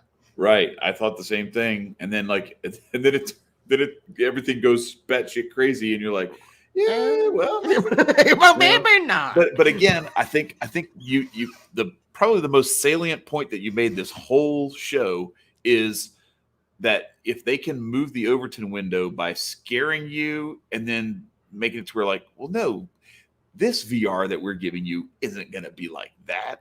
Right. You really think that the VR is going to hardwire into your brain, and now it's going to take you over, and you're going to be going through the wires and the walls and invading people's houses and electrocuting them and setting their popcorn popper to explode and all this stuff. No, you're just going to be amused to death. That's the problem. The Overton window just keeps getting moved. Right. I'm keeping it out of S tier though. When y'all I'm waiting to see what makes it into S. Bro, I'm saving all the good stuff for last. Okay, I'm doing this on purpose. Okay, I'm putting this I Pet Goat nonsense. Jay, we're gonna have to have a discussion, man. I'm putting it in. I haven't seen it, because even though I have seen it, I feel like Woody Harrelson in White Men Can't Jump. I feel like I watched it, but I haven't seen it yet. So it is it's just like a nonstop barrage of images and like different scenes that are, I know they're connected, but I need to have the director or somebody who already listened to the director talk about it explain to me what the hell they were trying to do, because I didn't have time to watch it 700 times to like figure out all the ways that these different disparate scenes mixed together. But anyway, that's I'll tell you what. That is iPet Goat 2. Right. You want to go watch it? It's like 7 minutes on YouTube. Right. So speaking of programming, something I realized, because I've never been a big fan of Big Bang Theory, but I like Young Sheldon, and so we decided we'd pick up occasionally watching a Big Bang Theory from the beginning. Man, I didn't realize that opening scene. Holy shit, that's mesmerizing propaganda. If you watch those images that they flash, Big Bang Theory. On Big Bang Theory, I mean, universe was in a dark, right? Yeah, the shit that they throw in there, dude. Yeah, I mean, there is an Illuminati symbol. I know it's from the dollar, but it's there. There is a bunch of symbolism coming at you all at once, very quickly, right to your subconscious. Yes, and both me and Amber went, "Oh shit!" Very reminiscent of A Clockwork Orange. Let's get to it. I like A Clockwork. So where are we going with this one, Marcus? This was your choice. I'm going to let you put it where it belongs. Where you? I would say it's early. In a lot of the earlier movies, they're not as good at doing the programming part of it, but we learn about forced indoctrination from this. I would at least put it in a B, and because it's in its understanding that A Clockwork Orange, what was it, the 70s? Yeah, 70s. Yeah. But a lot of the concepts that we explore in a bunch of these different movies can be traced back to Clockwork Orange, and so I would at least put it at B. No, I didn't put Virtuosity. I'm sorry, Long Tong Sun. We couldn't have got them all. My bad. I had limited. It's a miracle that we got all the ones that we got, and they're still. It's a bunch of bangers. So another one that Dutch presented that I like a lot is In Time. Very similar in theme to like The Island and Elysium, where. So what In Time is. I don't know. I don't remember the basis for why this is the case, but you basically have, when you're born, you get you can see like a time code of how many years, days, years you're going to live. Yeah, you're going to live, and it's currency. So you can give people time as payment for things, and you can receive time as payment for things. And so the rich people are the people who have, long lives, a lot. And they have a lot of time too, and they exploit the poorer people and basically suck off of their time, so they get to keep living longer, and they have more stuff too. So, wow, it sounds I'm looking good. at that camera over there because I have the other computer is working, but not good enough to use for the tier list. But anyway, so it works in that sense that it's a very elite separatist sort of caste system type situation, and I don't think that it's necessarily completely off base, but I think it probably belongs in this Divergent, I Am Legend. It's close but no cigar. You tried, but there is some of that Hunger Gamesy sort of yeah. Look, we're better than you, and we're gonna always be better than you. Yeah, it sounds like it, but I haven't seen it. Yeah.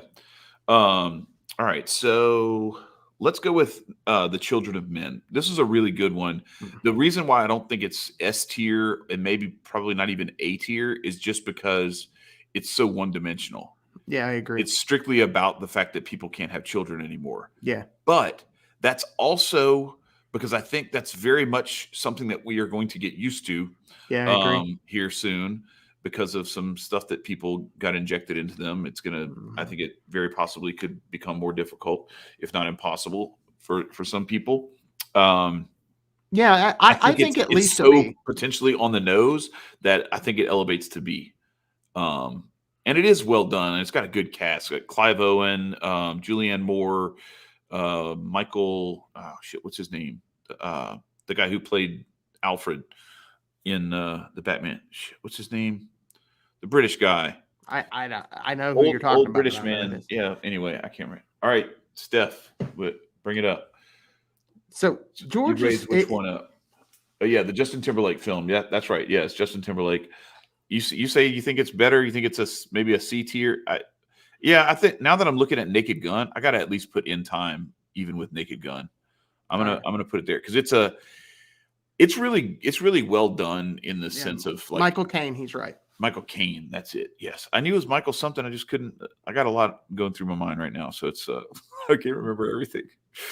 Oh shit. Yeah, you've got the harder job too because you've seen more of these movies. Yeah, that's why we got the chat here to help us out. Right. What is this one? Man, I can't tell which one this is. Now I got to go back to this screen over here so I can see it. Because this might be one worth. Oh, THX. Yeah, that's a good one to put up now. I have not had THX 1138. So this is the big sound testing thing at the beginning of the Lucasfilm movies where it goes and it says THX, and that's the name of the. It's named after this movie. That's Lucas's throwback to his first real big movie. I mean, it's solid. Robert Duvall, great actor who was just kind of coming into his own at that time. Had been in a few big films before that. But anyway, it's solid. It's very much this. There's robots. And then there's like the people, and you're kind of it's like RoboCop sort of stuff, I think Steph Colonel's saying it should be an A. I haven't seen it. You saying A for THX? That's what Steph Colonel looks like he's saying. Oh, I don't know, man. I don't know. All right, fine. We'll go with the audience on here. I guess I'll go with that because it was, what was it in like 1972 or 75 or something like that? For being that old, that's pretty good. Yeah, it was a few years before Star Wars. Yeah. So, and it kind of launched Lucas too. Yeah. So let's go with something else that's from that same time period.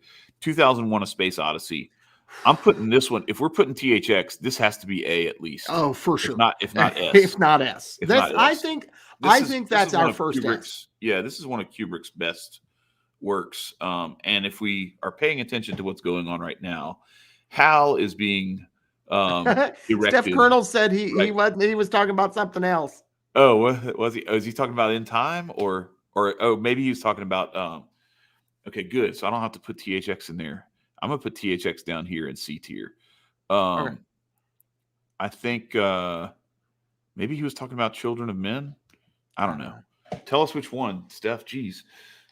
All right. So, but yes, 2001: A Space Odyssey.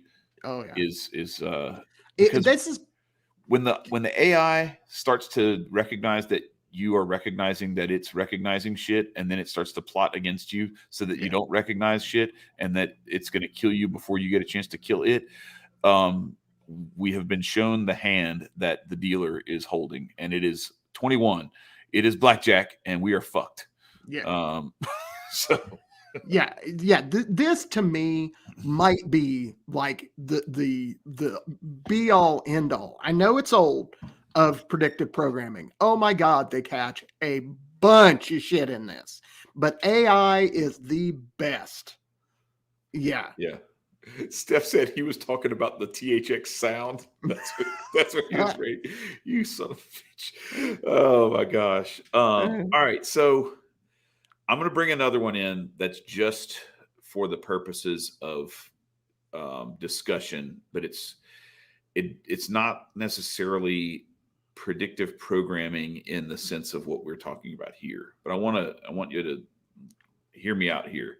Sure. The movie is Inception, so I'm not going to put it in there yet because I haven't decided where I want to put it. But let me make my case, and then y'all tell me where y'all think it belongs. We are getting very close to having to damn near run like a Turing test on ourselves. And the idea of Inception, I think, becomes really, really potent when you start talking about ChatGPT, Midjourney, the AI stuff, how it's actually, I saw one today where it's like somebody asked for writing prompts So because they're trying to write something creatively and they need some ideas for like where to go with it. And they're already talking about like, it can help you get prompts for characters, and then you can make a character based off of the prompt that it gives you or whatever. And it's like, it's to the point where I wouldn't be surprised that this idea of inception, of you thinking you came up with an idea that this thing gave to you and implanted deep in your subconscious, so far deep that it has learned all of the things that turn you on, turn you off, get you sad, get you emotional in any other way. And then when it comes time for it to need to plant an idea, it knows how to navigate your subconscious to plant that idea in a place where you're going to think you came up with it yourself and that you were just prompted and the AI just helped you unlock your creativity or whatever it is. And here's the part that really is striking is, what's your little device that you're going to be able to test to make sure you're not in a dream? How are you going to be able to tell reality from all of the things that you have lawnmower manned yourself into? And so that's where I think if you want to go with like some deep predictive programming, they have incepted the idea of inception and your ability to tell real from fake through this movie. Absolutely. And I would, to at least paraphrase, Satan Klaus's buddy, the number 2 guy, I can't ever remember his name, but he said the next frontier is hacking the human mind. Mm-hmm. He is absolutely saying in real time, this is within the last 3 years, that they're going to do Inception. So I do think that that's massive predictive programming. I'm lobbying for it to at the very least be a B. I would put it in A, but it may be an S. I was going S. Yeah, I even started talking. Twist. But I had to make my case first. I couldn't just like go like, all right, guys, it goes in S. Let me explain. I had to explain it first. So does anybody want to argue with me? I'm really getting mad that this thing won't lock in to the right spot. Is it a line? Yeah. Okay. Now I think it's a line now. I'm sorry, y'all. I'm a nerd. All right. So while we're on the AI thing, what did he say? I didn't see. He says, seems like, here, I'll just put it up. Oh, not mad at S. Okay. He says, Jonas says, seems like folks think using the egoic will to program the subconscious is wise or something. And that's right. Deep. Yeah. English was a little off there, buddy, but yeah, good point. Yeah, for sure. No, he's saying the egoic will. Yeah. Okay, got it. The will of the ego. Yeah, that using your like selfishness, your you know what I mean, like all of the things that make you excited and and that's the thing. That's what's so dangerous about this to me is anyway. I don't want to spill all the sauce for the debate next week, because that's where I'm going with this stuff. But I do anyway. Well, I'm not going to be completely biased, but I am going to admit my bias before we get started. Right. All right, so Ex Machina. While we're talking about AI. This one was, I think it's a little bit too on the nose, and it's too. I've not seen it. This dude has I don't know, essentially like sex robots, and they turn on him, and they it's a weird robot feminist movie or something. I think it's okay. Y'all can argue with me if y'all want. I'm putting it in D tier. Mostly because our bell curve is kind of out of balance, and I needed one down here. Because right now where we are, we got 2, 4, and then we have what is that? 7? No, 8. Yeah, 2, 4, 8, 9, 8, 4, 2.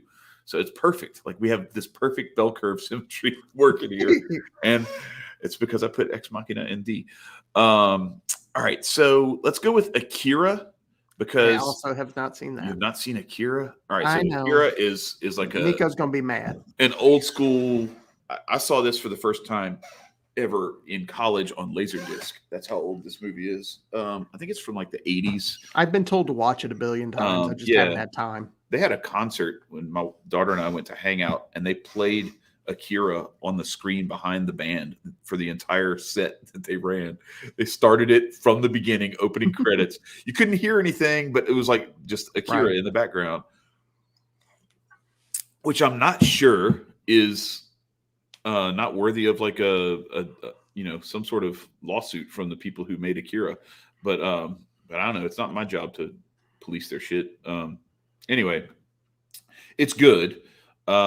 Very predictive, and there's like this weird sort of aging disease that people have, and there's some like authoritarian stuff, and like you need an injection to stave off some of this stuff. There's a lot of sounds like a lot of programming. Yeah, a lot of good programming stuff in there. Oh, there's also I think it was 2020 is the setting of it, and it's like there's a nuclear explosion, and it's like set after that explosion. So anyway, I think Akira is an A tier. Just if for nothing else, then really because of the cult classic nature of it. It's kind of like the 1984 of anime. Nice. In a way. I don't know if that's accurate. I'm not an anime person, but I did watch Akira and I did like it. So I don't know. Y'all argue with me if y'all think that it's not worthy of that tier, but I believe it belongs in A. Damn, this computer's messing up, so I can't see anything. I can see this computer though. So have you seen Gattaca with Ethan Hawke and Uma Thurman? I have seen it. Law. Okay. Yeah. So, it's like it's basically like what they're doing with the Myrna, where if you're born the certain way, not the natural way, then you have all the perfection of, and they've perfectly engineered each fetus to be the perfect human being and everything. And everybody else is, is deeply flawed as a naturally born, naturally conceived, regular schmegular human being who wasn't born in a test tube. Again, this one of the things that I've noticed is this is a common theme. And two casts of people. Yeah. And so I think Gattaca gets at that. I would at least put it as a B. Yeah, I think I'm going to go B as well, because I think it belongs similar to like Children of Men in that tier. It's a really good movie, and that's the other thing too. I want to point out, like, some of these movies, like we're judging them on a whole bunch of different things. Some of it is like the quality of the movie, but a lot of it is like what are they predicting and how well do they pull it off, and how like clever is it, and what's some stuff that maybe we didn't see coming when we watched it, but then like later on we're like, holy shit, man. And props for sneakiness too. Yeah, like Avatar gives, I give it lots of props for being good at you not catching it, and I'm pretty good at catching it, and I did catch a lot of shit, but I'm guessing there were parts I missed. All right, so Marcus, this was one of the ones that you recommended, and I mean it's definitely on my list too. V for Vendetta. What are you thinking? I'm thinking at least an A, and because they're trying to control the rebellion, and they're using, again, this is another good example of we could have made it worse. We could do worse than this. This also, one of the things that it does is it directs people's attention away from the left and onto the right. It makes the right the bad guys, because they even though they do a bunch of leftist shit, they direct it towards, this is a religious fundamentalism. It's they're programming anti-religion in it. They prop up the Torah, or not the Torah, Quran in it. And so there's a bunch of programming that they were using in V for Vendetta that they would eventually use throughout the like right after 9/11 and all of those kinds of things. So I really think that if it's not an S tier, it's an A tier. Jonas is sitting here to put. What are you watching? Somebody play a game or something like that? He says maybe go through the fire and separate the draws. But I don't know what he's talking about. But anyway, he's like, sorry, wrong chat. Nice. So anyway, that's George said that the bell curve can't be trusted. That's funny. All right, so let's go. Next, we have. See, it's starting to get tight. Where I don't know what to go with next. I'm going to go with the Lego Movie. All right, so let me make my case for the Lego Movie. Oh, you've got to see the Lego Movie. I don't even want to make my case because if you haven't seen it, I'm going to ruin it for you. Nah, that'd be all right. The Lego Movie is excellent from the standpoint of this going against the grain, breaking the rules, and not necessarily following all the instructions for Legos. You know but they, so that's where you've heard this song that everything is awesome. Yeah, so that's like the popular song. So the guy who's like the little smiley face here, he's and I'm gonna put it at D because I think while it's good and it's clever and all that stuff, it's not amazing, but it's solid. It belongs on this list, just not super high on the list. Anyway, the character, the little Lego man that you see there with the smiling face. So he gets up and he's like, okay, wake up, eat breakfast, do my stretches, and he does like 2 stretches or whatever. And then and it's like, say hi to my neighbors. And then it's like, listen to the popular song, and it's that song, and everybody's singing it, and it like, so it's basically do everything that you're supposed to do. Just go along, be obedient and everything. And what he ends up running into and encountering is that there's actually like more creativity and there's something else, something deeper to being free. Yeah, being free and like seeing what the world has to offer when everybody isn't cookie cutter doing exactly the same thing or doing exactly what they're told, So anyway, that's the Lego Movie. iRobot is kind of on the nose from the standpoint of it's AI robots that turn on everybody and start murdering people. But there's nothing wrong with being on the nose when you're that when it's that obvious and it's that dead on. I don't think. Yeah. I think it's at least a C, but I just don't know if it, Which movie is this again? I'm sorry, my phone rang, which is unusual. Yeah, I heard something buzz. iRobot, the Isaac Asimov novel that was turned into a movie. Yeah, the novel could, if they had done it as it was written. Yeah, it might have been a little higher. I think maybe B or C for the movie because I do think they programmed pretty well in there. But it's not raising to the V for Vendetta like threshold or 1984 or any of those. Yeah. I don't even know that it hits Gattaca because I think it's so on the nose and it's so like it's I think that the problem with the AI is not that it's going to attack us and kill us. There's something gonna make us lazy. Something else that's going to be more and we're getting there. We're almost there. I also think that something that movie misses and maybe this is part of why they didn't include it because they didn't want us thinking this way, but with the AI conjoined with the robot idea, which we'll get to in a moment with the Matrix, but with that idea, in reality, we're going to baby step to that. It's not going to be, suddenly AI is going to be in charge. They're going to slowly replace us. What the idea will be is, well, first of all, you hurt, Mark. You don't want your hands hurting anymore. You don't want your legs hurting anymore.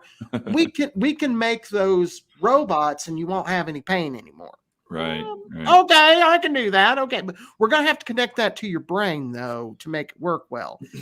And then now that Mark's better, see how well that helped him, and they won't do some fucked up shit. Then they'll be like, we want to add some thoughtfulness to you. We want to make it to where you can think more. You have more processing speeds. Let's do Elon's plan and put a brain chip in you. Right. And then eventually it will get to, you don't need the brain chip. Brain chip's smarter than you. Let's just use what's left of your physical body and put a computer in there. Turn you into RoboCop. Yeah, that's right. That's right. So it's a baby step along the way, and I think that this movie gets to that, but it doesn't go all the way. Mm-hmm. All right, so let's go to one that does kind of tap on a good bit of that, and that is WALL-E. Mm-hmm. So I don't know if you saw WALL-E. Did you? I did. All right. Yeah, good. With the fat people on the moon. So it's it's like they're in a spaceship. Yeah, they're in a spaceship. They can't live on Earth anymore because they've ruined Earth pretty much beyond repair. Which I think is kind of, some of this stuff is kind of silly. It's like somehow there's more garbage on the Earth than there is Earth, and it's like, well, the garbage comes from the Earth. We just turn it into the garbage, and then that's how composting and landfills work, is that eventually that stuff does decompose, and we need to go mine that stuff. We need to go mine the plastic and turn it into, like, we could take all the plastic and 3D print stuff with it, and then repurpose it. But anyway, I digress. It's the fat people who don't exercise anymore, and they do everything with a screen right in front of their face, for me.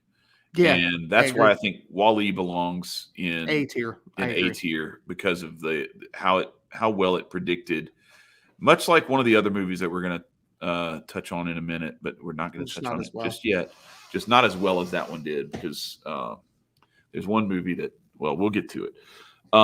Another one that goes into that similar type stuff is Ready Player One. Now, this one is more, I have not seen that, of a control through VR and AI and that sort of stuff. But it's I don't know. I think it's a C. I think it belongs in that iRobot.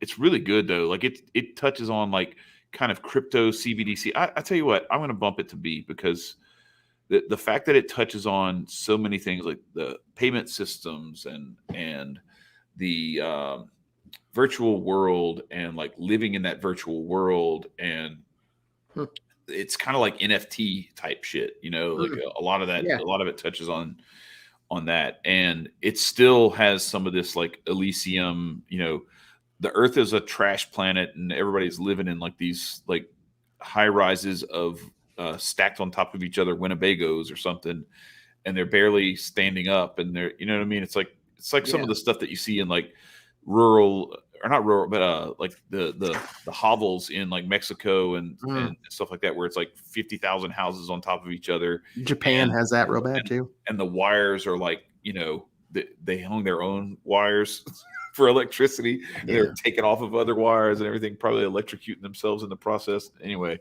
it's that kind of like stuff where it's got this slum vibe to it, but everybody's got these VR goggles on so they can live in, and play games and all this kind of shit. Which is where they're going. I mean, they're talking about you're not going to see, like, you'll be in the grocery store. I saw a thing, I think, on Twitter, where you're in the grocery store and you're seeing all bright lights, and there's just barely any color if you take the VR goggles off. Right. Those kinds of things. So we have reached the Elite Eight now, my friends.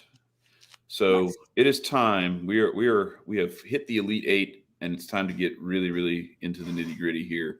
There's one of these that is a sleeper that I'm going to find a way to show you in just a minute, but it's one that you're going to have to watch, because anybody who hasn't seen it is going to see it tonight on this show.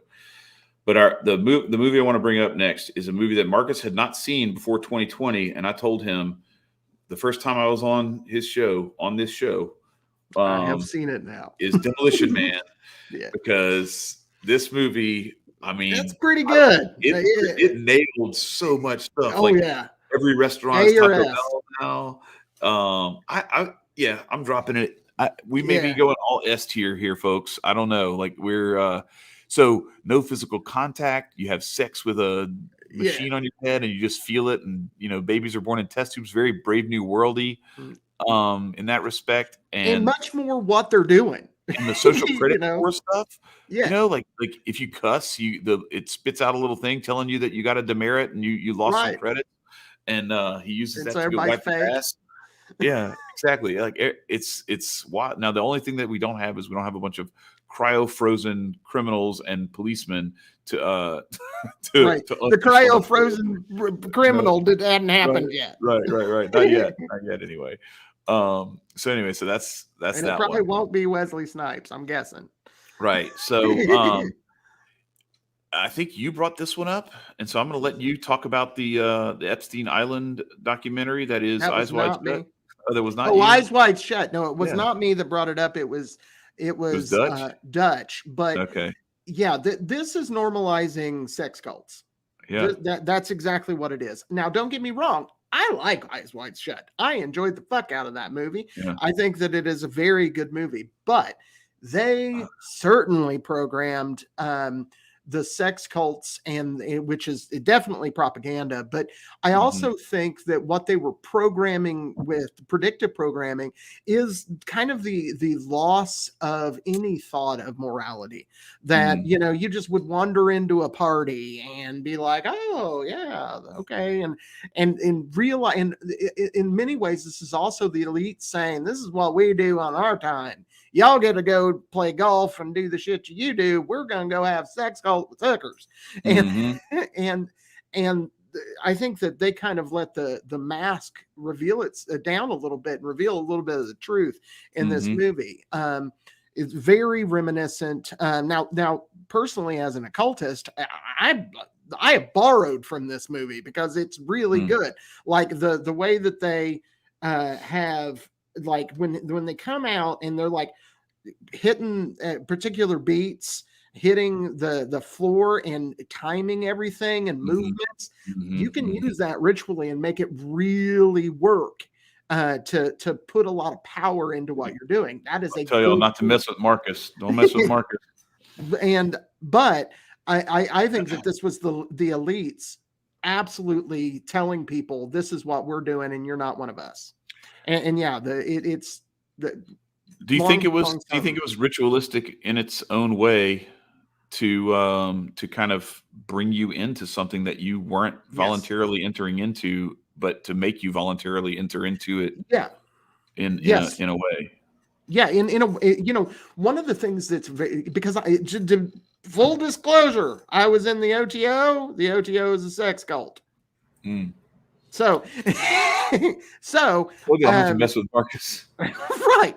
I also noticed I'm not involved anymore. But at the end of the day, they definitely this was you were supposed to be Tom Cruise in this movie.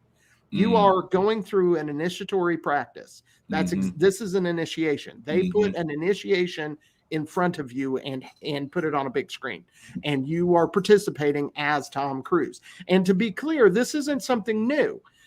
In Freemasonry, for a lot of people, not everybody, they didn't do, like, if let's say they had 10 old dudes that were trying to become Masons, they didn't always do all 10 of them. They just have one person actually do the shit, and everybody else just watch them actually do the shit. So that's happened.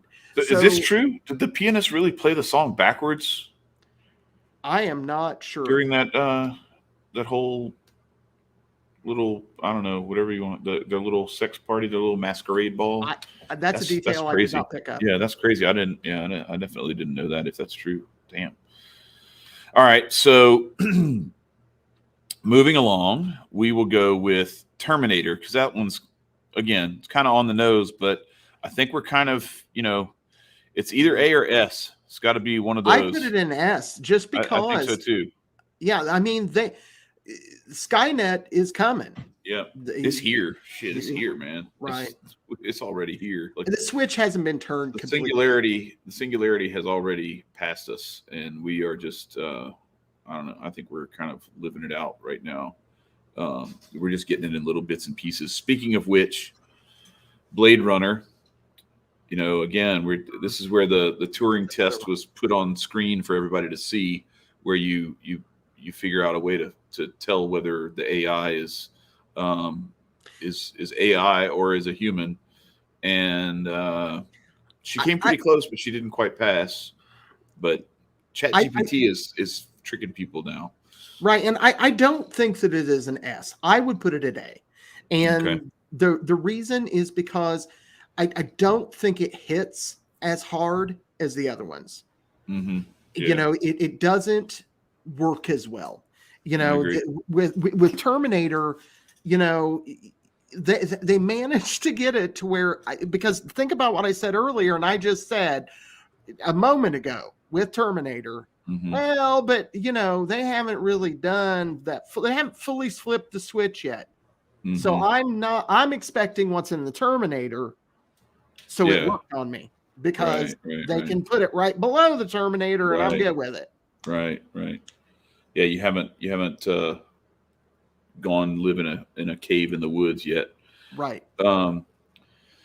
So speaking of going and living in a cave in the woods, it may be the only way you can escape something like the Minority Report, because once they have all your thoughts agglomerated into this,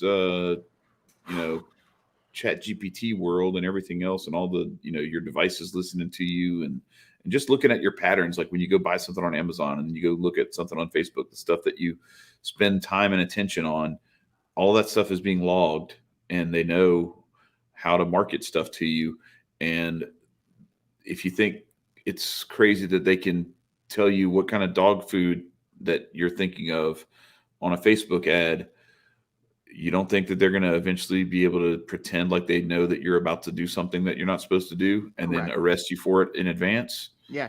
So, this is at the very least an A. I would probably put it in S, just because we're seeing I think we're seeing the unfolding of Minority Report as we speak. Well, and they did some of the stuff with the shooting last week, where you had the conservatives start coming out for gun control. Correct. And it's like, man, now nobody's safe. You're gonna have you got your own people talking about banning guns. Okay. Right. So anyway, now to this thing so we talked about pacifying ourselves to death, amusing ourselves to death. This next couple of movies is exactly, I think, that The Matrix and Idiocracy. And I don't think The Matrix can go anywhere but S tier, because we are living out the people are willfully telling ChatGPT and Midjourney what they want their woman in the red dress to look like. Correct. So that they can be tricked by it. Mm-hmm. And just be very, very careful, because that you can't put that genie back in the bottle. You're rubbing the lamp, and he's coming out. Well, and The Matrix also doubles down on what we talked about with Total Recall, and with, it really brings, and Lawnmower Man, it brings those kinds of ideas together and into one program. And again, I don't think that we're quite there yet. Obviously, I actually believe I'm a physical human being, that I'm not in the Matrix. Right. But I can see that coming. Yeah. And big time. Well, it's back to what we were talking about with like the Truman Show, and what was the other one that we said that was like the Truman Show? Oh, I don't remember, and have to look through I don't remember either. It was, I think I put it above. Oh, it was Total Recall. Yeah. Where it's like, it's the same kind of concept. It's just like you take it to like the next step down the progression. So the Truman Show is you're in this world, and there are people actually pretending to be your friends and your family, but they're not, and it's all because you're on TV and they're actors and you're in a TV show. Total Recall is you chose to go on a little mental vacation, so you programmed yourself to be in the Matrix temporarily, and then come out on the other side and you're back to normal. And wow, okay, I got to go to Mars and have an adventure. That was cool. That was fun, but it's over now.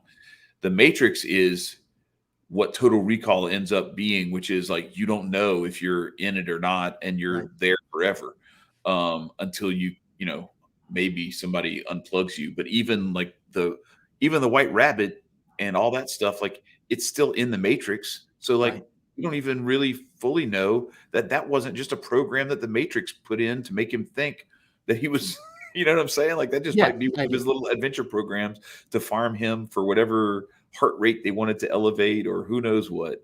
Oh shit. That's another one I could have put. Monsters Inc. Damn, I'm sorry, y'all. I forgot to put where they farm children screaming. Right, for sure. Holy shit, man, the Adrenochrome movie. Uh-oh. For sure.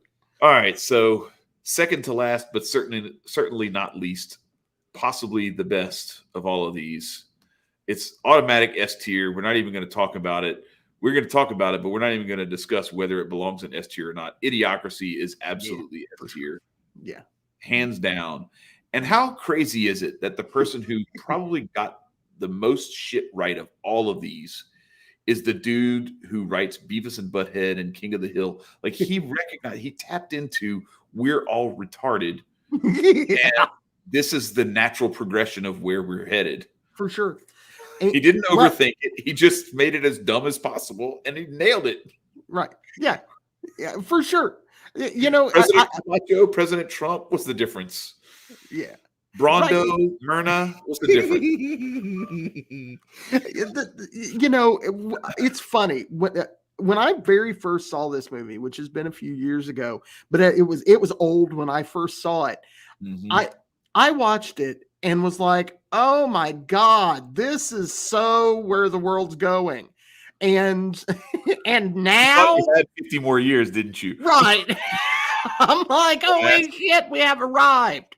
The whole reason that I picked this up is Amber's friend Jason was being funny one day, and he said Walmart instead of what was it, Costco or whatever. Yeah.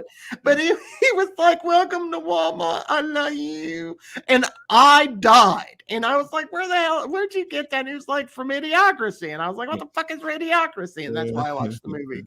But my God, that's true. Absolutely. All right, so are you ready? The last one. So I'm not gonna put this in a tier until after I make everybody watch it. I think you've seen it already. I think I've shown it to you before, Marcus. But this is a short. Okay. Yeah, I almost had Alita Battle Angel. I thought about putting out Meteoropolis. I'm not sure. I haven't seen that one. But where do y'all think this one ranks? Because I'm not sure. Like I don't know. I love it, and I would put it in S tier for me. But I can understand if other people don't see it that way because it hits me in a certain way and speaks to me on that creative level. But I don't know how other folks receive it. For me, it is predictive programming because you can see every bit of that around us. Every bit of that's right there. Now, I don't think that the person who wrote that in Osborne or whatever it was, I don't think he had intentions of being, because a lot of these I think are intentional. Matrix, I think is intentional. I think that a lot of them are. And for many of the reasons we've covered. So maybe we should put it at an A, just because I don't think that the creator's intent was to predictively program. Yeah. No, I'm with you. But anyway, so that's it. That's Metropolis. He misspelled Metropolis. Yeah, in Metropolis, I've seen Metropolis, and it was for its time was certainly. I don't think I have. It's talking about the future from a very long past, and it's the basis for a lot of what becomes sci-fi. Okay, gotcha. But yeah, so that's our tiers. That's the Aquarian Anarchy, Predictive Programming, Dystopic Films tier list. Nice. If you don't like it, kiss my. No, I'm just joking. No, I think it's. So let's read off the S list and the A list. All right, yeah. So our S list is 2001: A Space Odyssey, Inception, Demolition Man, Terminator, Minority Report, The Matrix, and Idiocracy. For sure. And our A list is 1984, The Secret of NIMH, They Live, Lawnmower Man, Akira, V for Vendetta, WALL-E, Eyes Wide Shut, Blade Runner, and more. I like it. Yeah, I do too. And I don't think there's anything, honestly, that is on B tier or lower that belongs on A or S. I think our A and S tiers are like they're the perfect you know, mark of delineation that separates the great from the very good. But there's some or really the good stuff. super evil from the kind of evil. Yeah, there's some really good. Well, I mean, quality wise, but Yeah, sure. there's some really solid stuff in B and C, and then you get into D, and it's just kind of like, all right, these are good and entertaining, but they were Miss either Mark. they were either too narrowly focused on a certain thing, or they didn't pull it off completely. So I didn't have Logan's Run. I got to be honest, like Logan's Run, I think I saw it, but it's been a long time, and I'm not familiar with. I don't remember enough. But Soylent Green is right here in C tier. Yeah. So.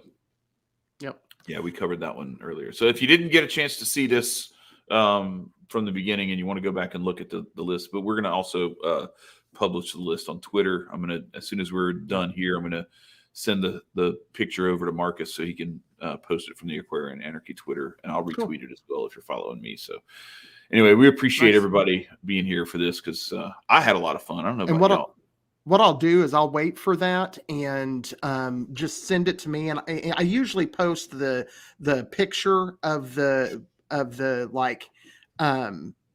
for the cover beneath the link. Instead, I'll put this for tonight.